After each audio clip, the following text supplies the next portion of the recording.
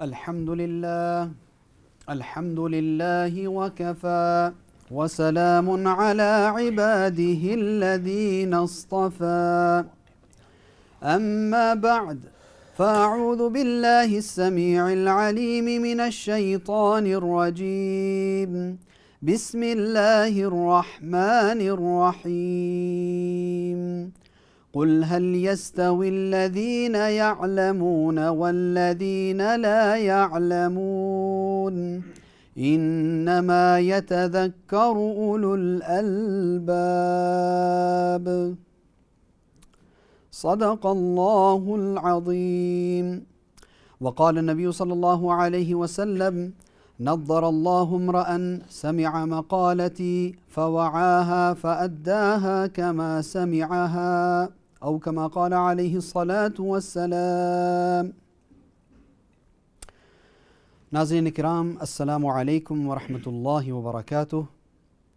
ندائے منبر کے آج کے پروگرام میں دوبارہ آپ کی خدمت میں حاضر ہوئے ہیں، اور الحمدللہ اللہ سبحانہ و تعالیٰ کا بہت بڑا فضل و کرم ہے. اس کی یہ نعمت عظمیٰ ہے کہ اس نے ہمیں اسلام کی دولت سے نوازا، ایمان کی دولت سے نوازا. لوگ اسلام میں آنے کے بعد یہ کہا کرتے تھے، بعض جہلاء نے یہ بات کہی نبی اکرم صلی اللہ علیہ وسلم کے زمانے میں مدینہ کے اندر، کہ ہماری وجہ سے اسلام کی بہت عزت ہوئی، ہماری وجہ سے اسلام کو بہت فائدہ ہوا. یمنون علیک ان اسلموا، وہ احسان جتلاتے ہیں کہ وہ مسلمان ہوئے. تو اللہ سبحانہ و تعالیٰ نے ارشاد فرمایا قل لا تمنوا علی اسلامکم، کہ میرے اوپر یہ احسان مت جتلاؤ، بلکہ میں نے تمہیں ہدایت دی، اس کا شکر ادا کرو. تو ہم اس نعمت عظمیٰ کا تہ دل سے اللہ سبحانہ و تعالیٰ کا شب و روز شکریہ ادا کرتے ہیں اور کرتے رہیں گے انشاءاللہ تعالیٰ، تاکہ اللہ سبحانہ و تعالیٰ ہماری آخری سانس بھی اسی دین متین کے اوپر ہی ختم ہو اور ہمارا خاتمہ ایمان اور اعمال صالحہ کے اوپر ہو. تو ناظرین کرام، آج کا جو ہمارا سلسلہ ہوگا اور ہمارا جو آج کا جو پروگرام ہے، اس کے اندر فقہ کے بارے کے اندر، اور یہ فقہ کیا چیز ہے اور یہ اختلافات جو وجود کے اندر آئے ہیں اس کی کیا وجہ ہے. تو اس پر انشاءاللہ تعالی آج آپ کی خدمت میں بدستور حضرت دو علماء کرام موجود ہیں ماشاءاللہ. مولانا حیات خان صاحب السلام علیکم. وعلیکم السلام ورحمۃ اللہ وبرکاتہ. اور مولانا عبدالباسط شاہد صاحب السلام علیکم. وعلیکم السلام ورحمۃ اللہ وبرکاتہ. تو انشاءاللہ تعالی اپنے سلسلے کو ہم آگے جاری رکھیں گے، اور آج انشاءاللہ تعالی ایک بہت اہم مضمون ہے جس کو فقہ کہا جاتا ہے، اور اس کا کیا معنی ہیں، اس کا کیا مطلب ہے، اور ہمارے آج اس پروگرام کا کیا مقصد ہے، وہ آپ کے سامنے انشاءاللہ تعالی آتا جائے گا. تو میں مقدمے کے طور پر ایک بات عرض کرنا چاہتا ہوں کہ اللہ کے رسول صلی اللہ علیہ وسلم نے حضرت معاذ بن جبل رضی اللہ تعالی عنہ کو جب یمن کی طرف بھیجا، تو اس کے ساتھ حضرت ابو موسیٰ اشعری رضی اللہ تعالی عنہ بھی ایک اور صحابی ہیں، ان کو بھی اللہ کے رسول صلی اللہ علیہ وسلم نے وہاں پر بھیجا. تو دونوں حضرات کو، ایک روایات میں آتا ہے کہ دونوں حضرات کو یہ بات فرمائی، اور جو مشہور روایت ہے کہ حضرت معاذ بن جبل رضی اللہ تعالی عنہ کو خصوصی طور پر یہ بات اللہ کے رسول صلی اللہ علیہ وسلم نے ارشاد فرمائی تھی. اور اللہ کے رسول صلی اللہ علیہ وسلم نے بطور امتحان کے، بطور آگاہ کرنے کے اور امت کی تعلیم کے لیے یہ بات ارشاد فرمائی، جس سے الحمدللہ اتنے مسائل وجود کے اندر آئے، اتنی آسانیاں الحمدللہ اللہ کے فضل و کرم سے پیدا ہوئیں اس حدیث کی وجہ سے. تو اللہ کے رسول صلی اللہ علیہ وسلم نے حضرت معاذ بن جبل رضی اللہ تعالیٰ عنہ کو یہ ارشاد فرمایا اور یہ پوچھا کہ اے معاذ، جب تم وہاں کے حاکم بنو گے، قاضی بنو گے، لوگوں کو مسئلے مسائل پڑھاؤ گے، اور دین کے بارے میں لوگ آپ کے پاس آئیں گے اور مختلف سوال کریں گے تو ان سوال کا کیسے آپ جواب دیں گے؟ تو معاذ بن جبل رضی اللہ عنہ نے عرض کیا یا رسول اللہ صلی اللہ علیہ وسلم انظر فی کتاب اللہ، کہ میں اللہ کی کتاب کے اندر اس مسئلے کو تلاش کروں گا، اس مسئلے کے اندر غور و خوض کروں گا اور تلاش کروں گا، اگر قرآن پاک سے اس کا جواب مل جاتا ہو تو اگلے کو جواب دے دوں گا۔ تو اللہ کے رسول صلی اللہ علیہ وسلم نے ارشاد فرمایا فَإِن لَمْ تَجِدْ فِي كِتَابِ اللَّهِ، اگر تو اللہ کی کتاب کے اندر یعنی قرآن پاک کے اندر اس مسئلے کا جواب نہ پائے تو کیا کرے گا؟ تو معاذ بن جبل رضی اللہ عنہ نے عرض کیا یا رسول اللہ صلی اللہ علیہ وسلم انظر فی سنتی رسول، کہ میں سنت رسول کے اندر میں نبی اکرم صلی اللہ علیہ وسلم کے فرمان اور اللہ کے رسول صلی اللہ علیہ وسلم کے افعال اور اللہ کے رسول صلی اللہ علیہ وسلم کی سنت کے اندر دیکھ کر پھر اس کا جواب دوں گا۔ تو اللہ کے رسول صلی اللہ علیہ وسلم نے پھر ارشاد فرمایا کہ اگر تو اس کو اللہ کے رسول کی سنت میں بھی اگر اس کا جواب نہ پائے تو کیا کرے گا؟ تو معاذ بن جبل رضی اللہ عنہ نے عرض کیا یا رسول اللہ صلی اللہ علیہ وسلم پھر میں اپنے ذہن سے قیاس کروں گا، میں قیاس کروں گا، اپنی عقل سے اس کا جواب قرآن اور حدیث کی روشنی میں دینے کی کوشش کروں گا۔ یہ مطلب تھا حضرت معاذ بن جبل رضی اللہ تعالیٰ عنہ کا۔ تو اللہ کے رسول صلی اللہ علیہ وسلم بے حد خوش ہوئے، مسرت کا اظہار فرمایا، اور اللہ کے رسول صلی اللہ علیہ وسلم نے اللہ کی حمد بیان کی، الحمدللہ الذی وفق رسول اللہ صلی اللہ علیہ وسلم لما یرضی اللہ ورسولہ، کہ تمام تعریفیں اس ذات کے لیے ہیں، اللہ سبحانہ و تعالیٰ کے لیے ہیں جس نے اللہ کے رسول کے قاصد کو، اللہ کے رسول کے ریپریزنٹیٹیو کو، اللہ کے رسول کو یعنی کہ رسول فرما دیا، ریپریزنٹیٹیو قاصد یعنی کہ جس کا مطلب ہوتا ہے کہ اللہ کے رسول کا جو قاصد ہے، جو اللہ کے رسول صلی اللہ علیہ وسلم کی طرف سے جا رہا ہے، اللہ سبحانہ و تعالیٰ نے اس کو اس چیز کی توفیق نصیب فرمائی جس سے اللہ اور اس کا رسول راضی ہیں۔ سبحان اللہ۔ تو معلوم کیا ہوا کہ اللہ کے رسول صلی اللہ علیہ وسلم نے یہ بات ہمیں سکھلائی، اور اس حدیث سے یہ بھی پتہ چل جاتا ہے ہمیں بڑی صاف اور شفاف طور پر کہ تمام چیزیں قرآن پاک کے اندر بے شک اللہ سبحانہ و تعالیٰ نے ہر چیز کا قرآن پاک میں ذکر فرما دیا ہے، اور وہ جنرلی طور کے اوپر اللہ سبحانہ و تعالیٰ نے ہر چیز کا احاطہ قرآن پاک کے اندر ارشاد فرما دیا۔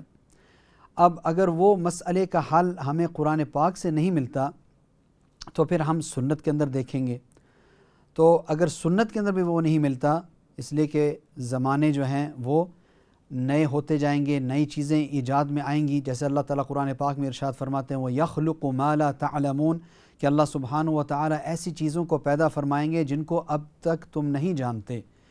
تو اللہ سبحانہ و تعالیٰ سب کچھ جاننے والے ہیں۔ تو اللہ سبحانہ و تعالیٰ نے اللہ کے رسول صلی اللہ علیہ وسلم کے ذریعے سے یہ بات ہم تک پہنچائی کہ اگر مسئلے کا حل قرآن اور سنت کے اندر نہیں تو پھر قرآن اور سنت کے مطابق ہی قیاس کیا جائے گا، اور اس کے بارے میں انشاءاللہ تعالی ہم اپنے علماء کرام سے یہ بات سنیں گے انشاءاللہ۔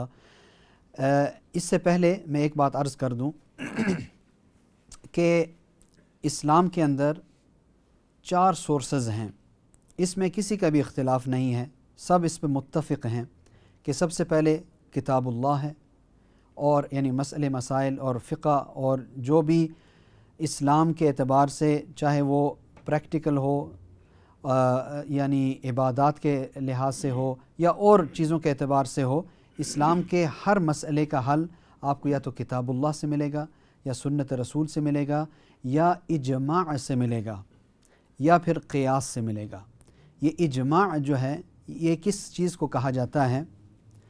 اجماع کہتے ہیں کہ صحابہ کرام رضوان اللہ تعالی اجمعین چونکہ یہ سب سے پہلے مسلمان تھے اور اللہ سبحانہ و تعالیٰ نے ان کو ذریعہ بنایا قرآن پاک ہم تک پہنچانے کا، اور قرآن پاک کے بارے میں اللہ تعالیٰ نے صاف ارشاد فرما دیا لا یأتیہ الباطل من بین یدیہ ولا من خلفہ، کہ قرآن پاک کو نہ آگے سے نہ پیچھے سے، یعنی نہ پہلے نہ بعد میں کوئی باطل چیز اس کو ختم کر سکے گی، اس کو ضائع کر سکے گی، اس کے اندر تبدیلی لا سکے گی۔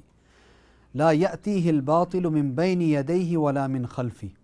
اور قرآن پاک کی حفاظت کے لیے اللہ تعالیٰ نے صحابہ کرام کو چنا، تو صحابہ کرام ہی کے ذریعے سے ہم تک قرآن پاک اور سنت رسول ہم تک پہنچی ہے۔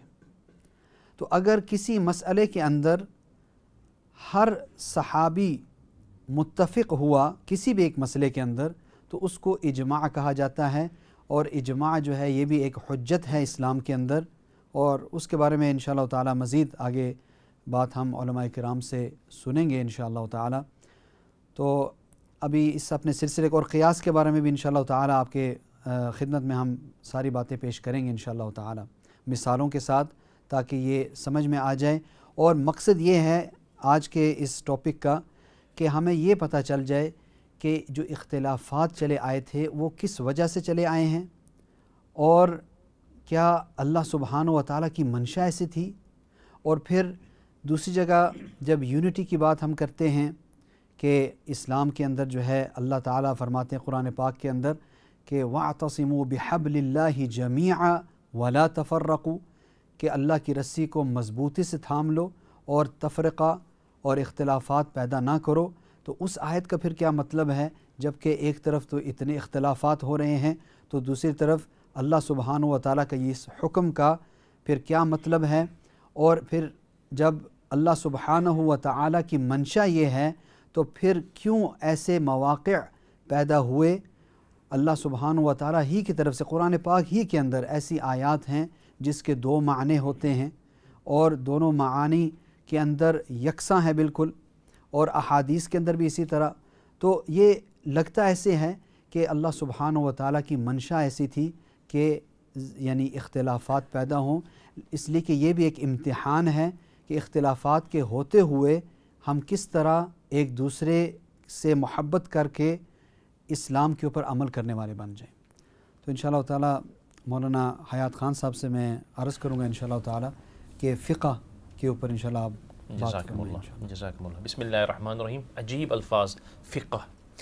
فقہ جو ہے فقہ من یرد اللہ بی خیرا یفقہہ فی الدین، یہ حدیث نبوی ہے کہ اللہ تعالیٰ کے پاک پیغمبر نبی کریم صلی اللہ علیہ وسلم نے فرمایا کہ جس کے ساتھ اللہ تعالیٰ بلائی کا ارادہ فرماتے ہیں، اللہ اکبر، جس کے ساتھ اللہ تعالیٰ بلائی کا ارادہ فرماتے ہیں، اچھائی کا، تو اللہ سبحانہ و تعالیٰ اس کو یفقہ فی الدین، دین کے اندر تفقہ عطا فرماتے ہیں۔ تو تفقہ کا مطلب کیا ہے؟ تفقہ کا مطلب یہ کہ سمجھ، فقہ یفقہ باب سمع یسمع، عربی کے اصطلاحات ہیں۔ فقہ یفقہ کا مطلب یہ کہ سمجھنا، اچھی طرح گہرائی تک کسی چیز کو سمجھنا، اس کو کہتے ہیں تفقہ۔ تو جس کے ساتھ اللہ تعالیٰ اچھائی برائی اور یعنی اچھائی کا ارادہ فرماتے ہیں، حدیث کا فرمان ہے، تو اللہ اس کو تفقہ فی الدین عطا فرماتے ہیں۔ تو تفقہ فی الدین آج کا موضوع ہے کہ فقہ کیا چیز ہے۔ فقہ کہتے ہیں، پوری میں آپ کے سامنے امام صاحب کو، امام ابو حنیفہ رحمۃ اللہ علیہ، جس سے یہ تدوین فقہ، جس کا موضوع انشاءاللہ آگے آنے والے ہیں، تدوین فقہ کو کس طرح یعنی اس کے تبویب اور اس کو کوڈیفائی کیسے کیا، تو امام صاحب نے تقریباً 132 ہجری کے بعد اس کو شروع کیا۔ تو امام صاحب فرماتے ہیں کہ فقہ کا مطلب یہ ہے ان کے نزدیک کہ معرفت النفس ما لہا و ما علیہا، کہ ہر انسان کو جاننا، ان چیزوں کو جاننا اور پہچاننا جو اس کے فائدے کی ہیں اور جو اس کے نقصان کی ہیں۔ یعنی دین کے وہ چیزیں انسان جب سمجھ میں آ جائے کہ بھائی نماز پڑھنا، زکوٰۃ دینا، حج کرنا، جتنے بھی اللہ کے احکام ہیں، شرعی احکام، ان شرعی احکام کو سمجھنا انسان کے نفس کے لیے فائدہ مند ہے، کیونکہ یہ اللہ کے خوشنودی کے باعث ہو جائیں گے، اللہ تعالیٰ خوش ہو جائیں گے اور اس کے لیے انشاءاللہ جنت کے فیصلے ہو جائیں گے، خوشگوار، سکون، اطمینان، راحت والی زندگی دنیا کے اندر میسر ہوگی، اور آخرت کے اندر انشاءاللہ اس سے مزید نعمتیں کی بارش ہوں گی۔ تو معرفت النفس ما لہا و ما علیہا، ہر نفس کا جاننا، اللہ کے فرائض کو، اللہ کے واجبات کو، منہیات کو، مأمورات کو، سب کو جاننا، اور ان چیزوں کو جاننا جن سے اللہ نے روکا ہے، یہ امام صاحب فرماتے ہیں۔ تو گویا کہ فقہ کی چیز آدمی کے فائدے کی چیز ہے دین کے لحاظ سے۔ اس کی ایک اور یعنی تعبیر دیکھیں، العلم بالاحکام الشرعیۃ العملیۃ من ادلتها التفصیلیہ بالاستدلال. کیا مطلب اس کا؟ عملی شرعی احکام، عملی شرعی احکام، شرعی احکام جتنے بھی ہیں، نماز ہے، زکوٰۃ ہے، حج ہے، جہاد ہے، معاملات ہیں، اخلاق، امنی امان، جتنے بھی اللہ کے احکام ہیں، ان کا علم آپ نے تفصیلی دلیل کے ساتھ کہ بھائی یہ کیسے فرض ہوا ہے، کہاں سے آیا ہے، قرآن شریف سے آیا ہے، حدیث سے آئی ہے، قیاس سے، اجماع، کہاں، یعنی اسلامی جو پرائمری سورسز ہیں وہاں سے کہاں سے آئی ہیں دلیل، ہر چیز کے لیے دلیل. جب انسان کے پاس یہ دلیل آ جاتی ہے کہ بھائی یہ نماز فرض ہے، کہاں سے فرض ہے، کتنے رکعت ہے، وہ کہاں سے ہے، سنیت نماز کی جو اور چیزیں یہ کہاں سے آئی ہے، ان کو اچھی طرح تفصیل کے ساتھ جاننے کا علم کا نام فقہ ہے. ہاں ابھی دیکھیے ہم سنتے ہیں کہ ایک چیز ہے دین، ایک چیز ہے شریعت، اور ایک چیز ہے فقہ. تو یعنی بعض لوگ کہتے ہیں بھائی دین یہ کہتا ہے، بعض لوگ کہتے ہیں شریعت یہ کہتی ہے، بعض لوگ کہتے ہیں فقہ یہ کہتا ہے. تو آئے کوشچن یہ ہے کہ بھائی یہ سب چیز مترادف ہے، ادھر سینونیمس یا الگ الگ چیزیں ہیں.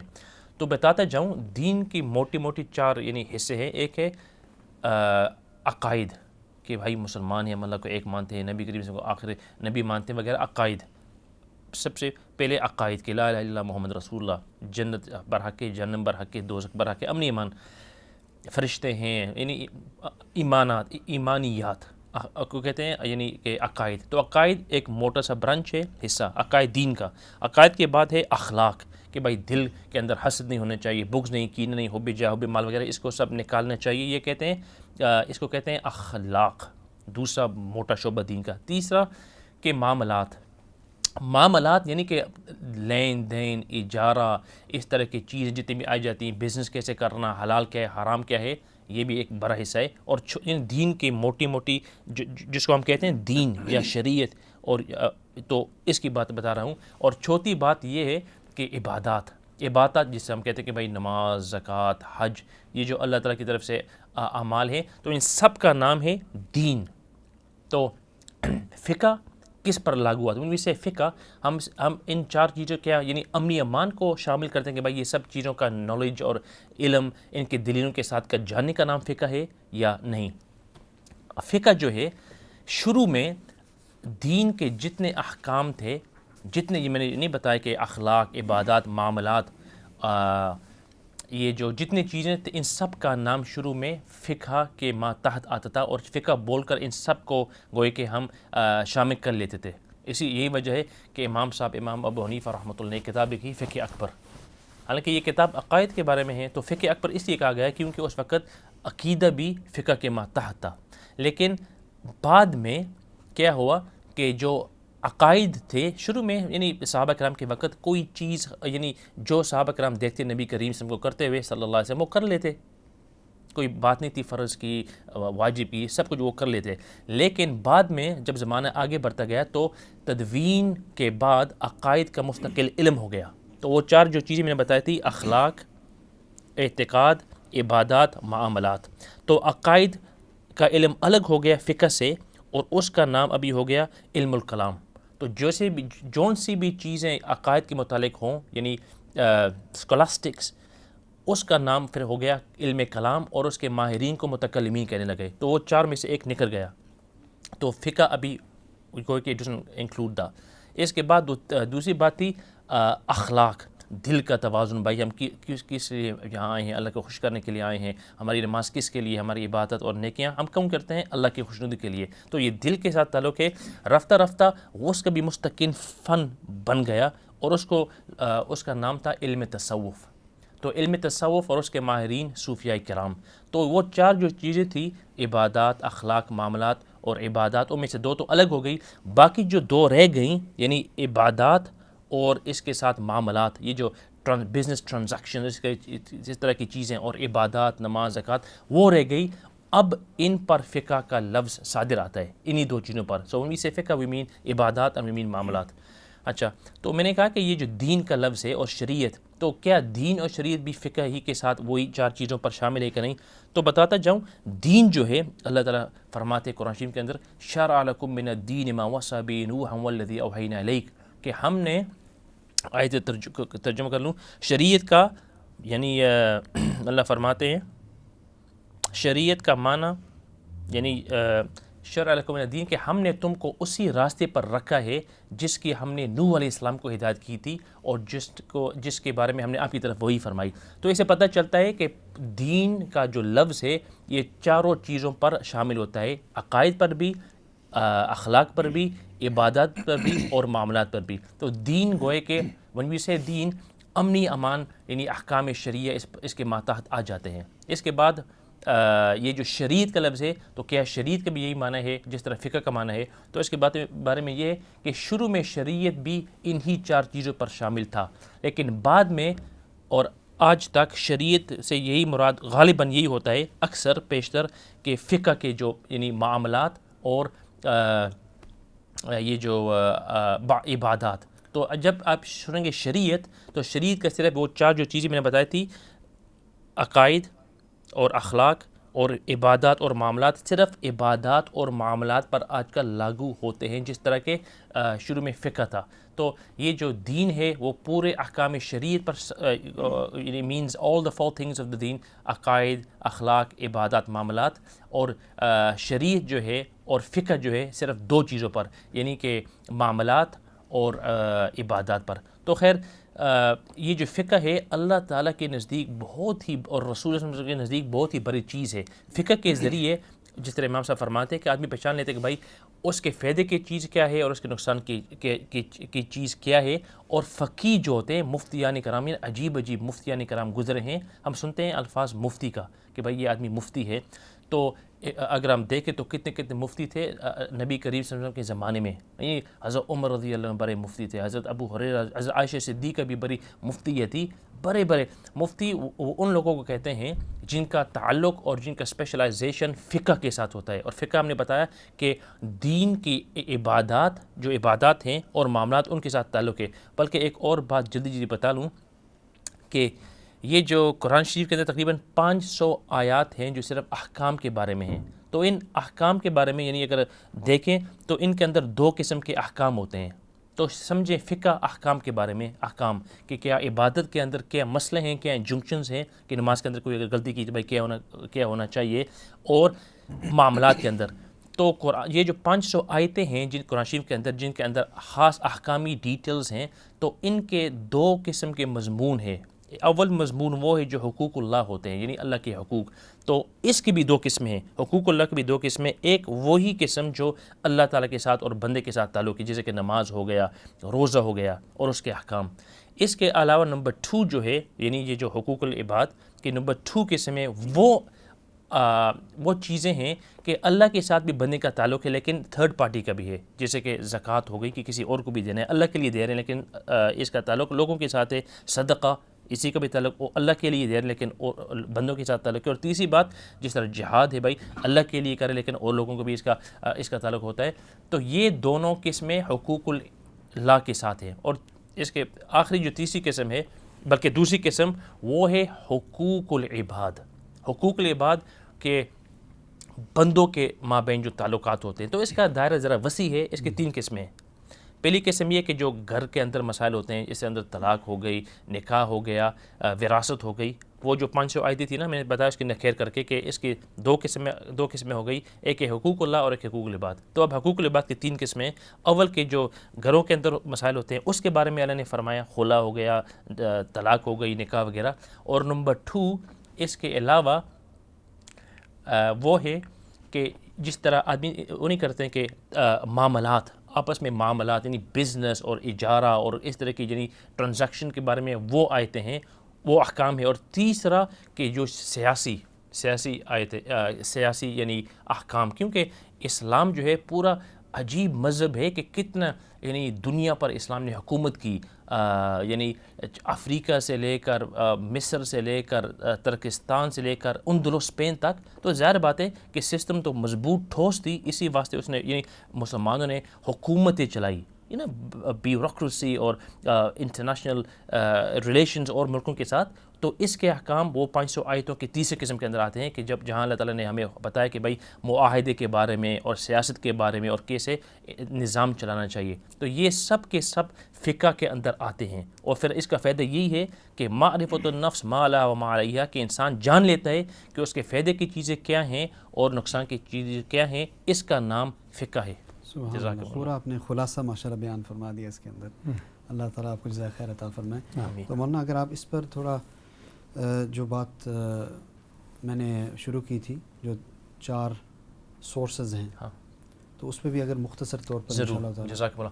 مولانا صاحب فرما رہے تھے کہ یعنی دین کے جو پرائمری سورسز ہوتے ہیں، جب آپ آدمی ڈگری کرتا ہے تو ظاہر بات ڈگری کے لیے جب آپ لکھتے ہیں تو وہ کہتے ہیں کہ پرائمری سورسز لائیں. یہ نہیں کہ بھائی چھوٹی سی کتاب کہیں مل گئی یا انٹرنیٹ سے کوئی لکھ لیا. پرائمری سورسز کے اس فن کے ماہرینوں نے کیا لکھا ہے. تو ہمارے لیے پرائمری سورسز یہ ہیں قرآن شریف ہے.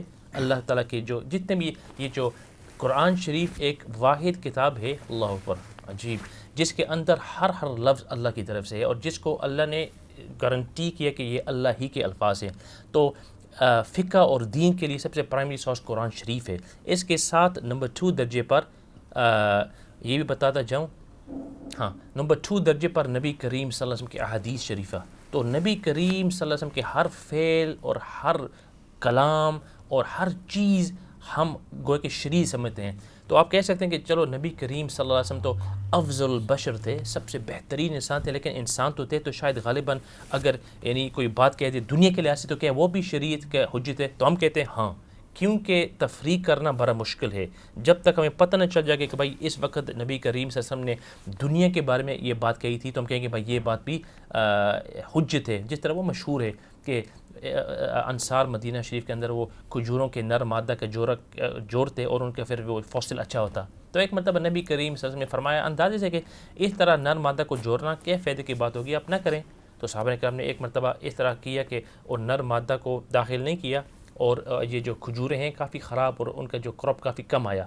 تو پھر نبی کریم صلی اللہ علیہ وسلم نے فرمایا کہ انما انا بشر، میں تو انسان ہوں اور آپ خود ہی دنیا کے امور بہتر جانتے ہو. تو وہ تو ہمیں معلوم ہے کہ نبی کریم صلی اللہ علیہ وسلم نے یہ دنیا کے اعتبار سے فرمائی، تو وہ دلیل نہیں ہے. باقی جو کچھ بھی نبی کریم صلی اللہ علیہ وسلم فرماتے ہیں اور کرتے ہیں یا کرواتے ہیں یا جب کوئی کرتا ہے وہ خاموش رہتے ہیں، یہ سب ہمارے لیے حجت ہے. تو یہ سیکنڈ سورس ہو گیا دین کے لیے اور استنباط.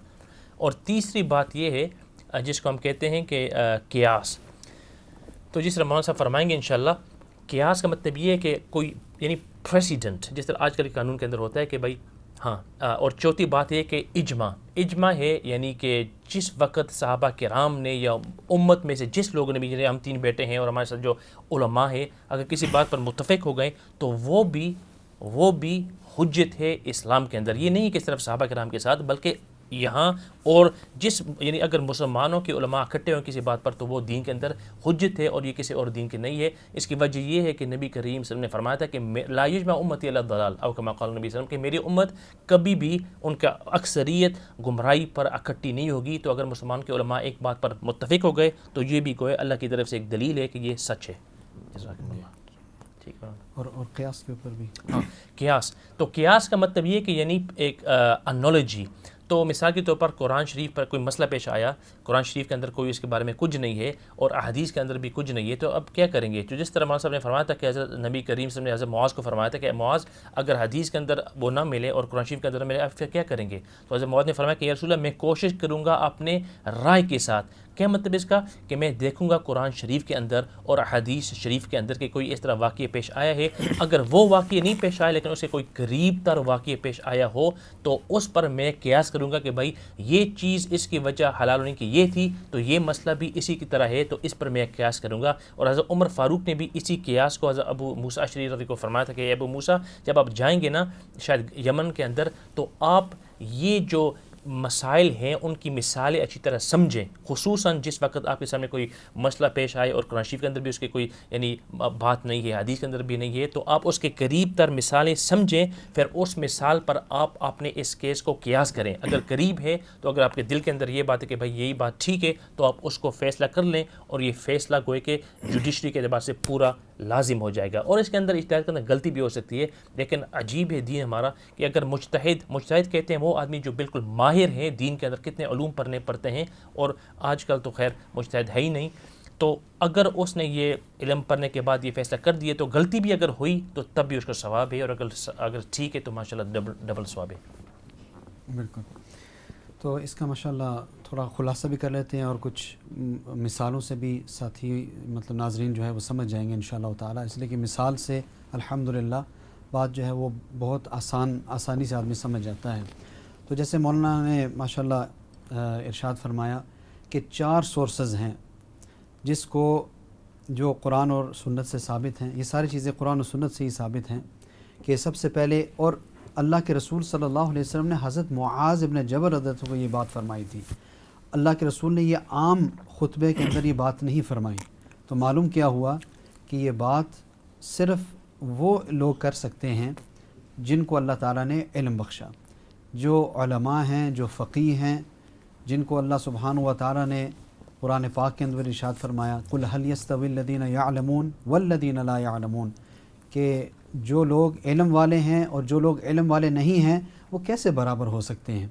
تو اللہ تعالیٰ قرآن پاک میں ارشاد فرماتے ہیں، تو علم والے جن کے پاس علوم دینیہ ہیں اور ماشاءاللہ سارے فنون کے اوپر انہوں نے مہارت حاصل کی ہے، اس کے اندر کافی یعنی علوم اور فنون آ جاتے ہیں، تقریباً 16 علوم سے زائد کا ماشاءاللہ لکھا ہوا ہے، تو وہ حضرات پھر استنباط کرتے ہیں، مسئلے مسائل جو ہیں وہ نکالتے ہیں آسانی کے لیے، تاکہ جن لوگوں کے پاس علم کم ہے وہ لوگ ان چیزوں کو سمجھ لیں۔ بہت سارے مسائل ایسے ہیں بالکل صاف شفاف ہیں، کسی عالم سے پوچھنے کی ضرورت نہیں، کسی سے پوچھنے کی ضرورت نہیں، جیسے 5 وقتہ نماز یہ صراحتاً جو ہے موجود ہے کہ 5 وقت کی نمازیں فرض ہیں، ان کی کتنی رکعات ہیں اور کون سے رکعت میں کیا پڑھنا ہے، یہ بہت سارے اکثر علوم جو ہیں وہ ایسے ہیں کہ بالکل اتنے آسانی سے آدمی اس کو حاصل کر سکتا ہے اور سمجھ سکتا ہے، لیکن کچھ پھر باتیں ایسی ہیں جس کو اللہ تعالیٰ نے قرآن پاک میں بھی ارشاد فرمایا کہ آدمی کو علماء کرام کے پاس فَاسْأَلُوا أَهْلَ الذِّكْرِ إِن كُنتُمْ لَا تَعْلَمُونَ، کہ تم اہل ذکر سے پوچھو، یعنی علماء سے پوچھو اگر تمہیں ان باتوں کا جواب نہیں آتا۔ تو سب سے پہلے مسئلہ ایک عالم، ایک فقیہ جو ہے وہ قرآن کے اندر نہیں تو سنت رسول سے، سنت رسول سے نہیں تو پھر اجماع الصحابہ۔ مولانا نے ماشاءاللہ بہت اچھے انداز سے اس کو فرمایا کہ اجماع جو ہے یعنی کہ سب سے پہلے تو اجماع الصحابہ ہے، کہ وہ سب سے بعض علماء نے تو صرف صحابہ کے اجماع کو ہی حجت جانا ہے، لیکن چونکہ احادیث ہیں جو کہ اللہ کے رسول صلی اللہ علیہ وسلم نے ارشاد فرمایا، جو آپ ماشاءاللہ جمعے کے خطبے میں سنتے رہتے ہیں کہ خیر القرون قرنی ثم الذین یلونہم ثم الذین یلونہم، کہ سب سے بہترین زمانہ میرا ہے، یعنی میرا قرن ہے، قرن کہتے ہیں 100 سال کو، تو میرا جو 100 سال ہے وہ بہتر، پھر اس کے بعد والا، پھر اس کے بعد والا۔ تو یہ جو 300 سال تک کا جو زمانہ ہے جو صحابہ، تابعین و تبع تابعین کا ہے، اگر کسی مسئلے کے اوپر تمام متفق ہو جاتے ہیں، کسی کا بھی اختلاف نہیں ہوتا، تو وہ باقی امت کے لیے حجت بن جاتا ہے۔ میں اس کی ایک مثال کچھ دوں گا انشاءاللہ تعالی، جیسے کہ اللہ کے رسول صلی اللہ علیہ وسلم نے ارشاد فرمایا، جس کا مفہوم کچھ ایسا ہے کہ جب انسان فوت ہو جائے تو اس کو دفنانے میں جلدی کرو، اس میں دیری مت کرو۔ اگر صبح کو انتقال ہوا ہے تو کوشش کرو کہ دوپہر تک ہی جو ہے اس کو سپرد خاک کر کے، جنازے کی نماز پڑھ کے جو ہے اس کو سپرد خاک کر دو۔ تو میت کی تدفین کے اندر تاخیر جائز نہیں۔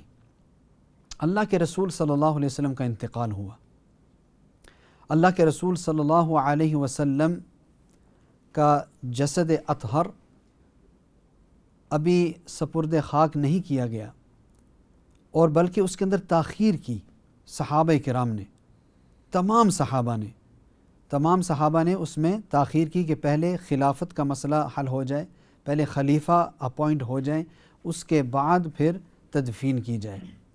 کسی بھی صحابی نے اس کی نکیر نہیں کی، اس کا انکار نہیں کیا، اس کو مطلب یہ نہیں کہا کہ بھئی یہ بات جو ہے وہ غلط کی۔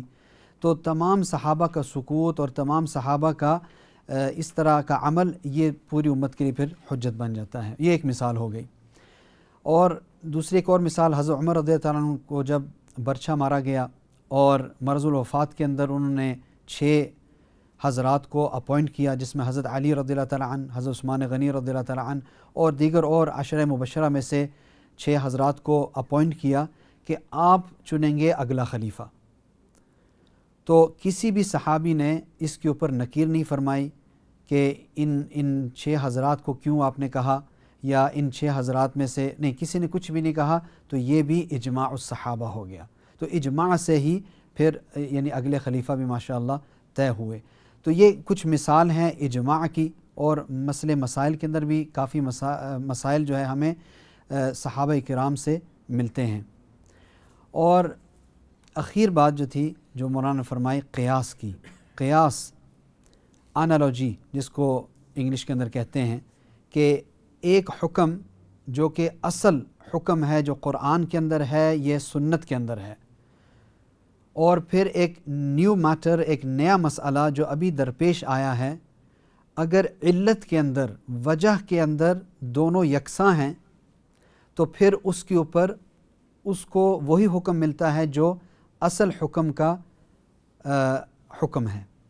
مثال کے طور پر آج کل نعوذ باللہ، اللہ ہماری حفاظت فرمائے، ہماری نسلوں کی حفاظت فرمائے، ڈرگز ہیں. اور قرآن میں بھی اور حدیث میں بھی صراحتاً ڈرگز کے بارے میں کچھ موجود نہیں. ہاں، قرآن پاک کے اندر خمر کا ذکر آیا ہے، احادیث کے اندر بھی خمر کا ذکر آیا ہے، اور ہر وہ نشہ والی چیز، تو چونکہ علت اس کے اندر بھی وہی ہے کہ یہ بھی نشہ کرنے والی ہے، تو لہٰذا اسی وجہ سے وہ اصل حکم کے اوپر جا کر اس کو قیاس کیا گیا، اور علماء کرام نے ڈرگز کو بھی حرام کر دیا. تو اسی طرح بہت ساری باتیں جو کہ نئے زمانے کے اندر پیدا ہوتی رہیں گی اور ہو رہی ہیں، اس پر قیاس کیا گیا ہے. علماء کرام قیاس کرتے ہیں، اور بلکہ اللہ کے رسول صلی اللہ علیہ وسلم نے بھی احادیث کے اندر قیاس کو سکھلایا. میں کچھ مثالیں یہ بھی انشاءاللہ تعالیٰ دیتا ہوں کہ اللہ کے رسول صلی اللہ علیہ وسلم کو ایک صحابیہ نے حج کے موقع پر یہ پوچھا، یا رسول اللہ صلی اللہ علیہ وسلم، میرے والد صاحب دنیا سے چلے گئے ہیں اور انہوں نے حج نہیں فرمایا، کیا میں ان کی طرف سے حج کر سکتی ہوں؟ تو اللہ کے رسول صلی اللہ علیہ وسلم نے جواب دے دیتے کہ ہاں کر سکتی ہو، لیکن جواب نہیں دیا.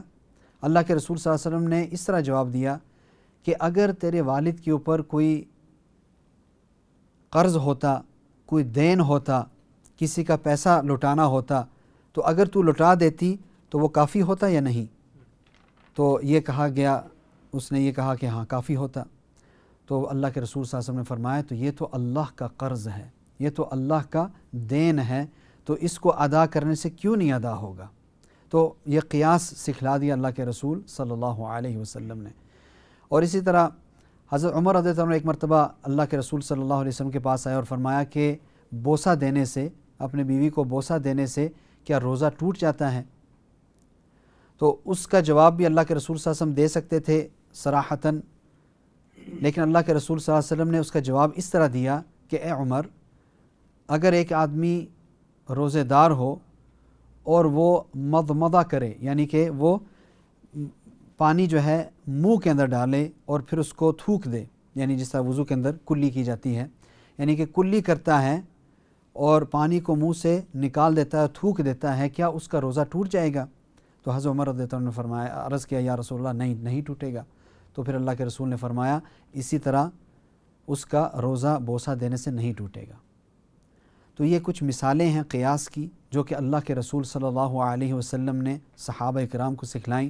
تو جیسے میں عرض کر رہا تھا کہ یہ تمام جو سورسز ہیں، ان کے وجہ سے اب اللہ کے رسول صلی اللہ علیہ وسلم کے زمانے ہی کے اندر، اللہ کے رسول صلی اللہ علیہ وسلم کے زمانے ہی کے اندر چونکہ صحابہ کرام اللہ کے رسول صلی اللہ علیہ وسلم کے ساتھ رہتے تھے اور اللہ کے رسول صلی اللہ علیہ وسلم سے باتیں سنتے تھے اور سیکھتے تھے، اور پھر بعضوں کی ڈیوٹی لگ جاتی یہاں جانے کی، دین پھیلانے کی، پھر واپس آتے، کچھ واپس بھی نہیں آتے.